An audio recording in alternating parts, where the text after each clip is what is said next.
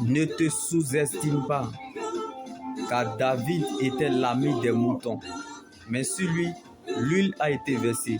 C'est cet homme-là qui est devenu roi d'Israël. Inconnu aux yeux des humains, mais connu de Dieu.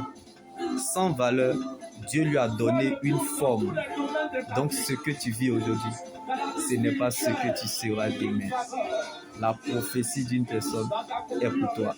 La promesse de Dieu n'a pas d'âge, mais elle est un destinataire. Comme David était insignifiant, mais la bénédiction de sa famille et de la nation reposait sur lui. Lui qui n'était pas cité parmi les grands s'est retrouvé parmi les grands à la table des rois. Il ne sait comment. À cause de l'atmosphère de l'alliance.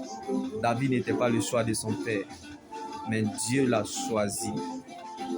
La promesse de Dieu n'a pas d'âge. Elle est un destinataire. Donc tu ne peux pas arrêter le message. Quand Dieu a une promesse sur toi, sa souveraineté te rattrapera. Ce ne sont pas les richesses qui ont emmené David à la royauté.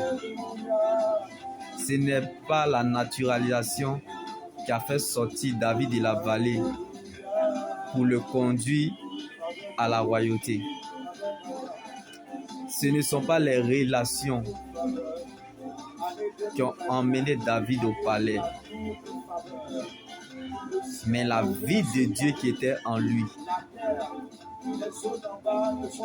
C'est ça qui l'a conduit à la royauté. Si l'élection de la vie était entre les mains des mortels, David ne quitterait jamais la bergerie à la royauté. Pendant que Dieu cherche des brebis, il y a des cabris dans la bergerie. Tu ne peux pas servir si tu n'es pas serveur, car il n'y a pas de royauté sans bergerie. Donc, si vous n'êtes pas brisé sur la terre, c'est que le ciel n'a rien à vous offrir. Car il n'y a pas de gloire sans brisement, ni préparation. Car selon les hommes, on se prépare pour obtenir un résultat. Mais selon Dieu, la préparation est le résultat. Car nous appelons le futur de ce que nous conjuguons dans le présent. Donc ce que nous vivons sur la terre prépare ce que nous allons vivre dans l'éternité.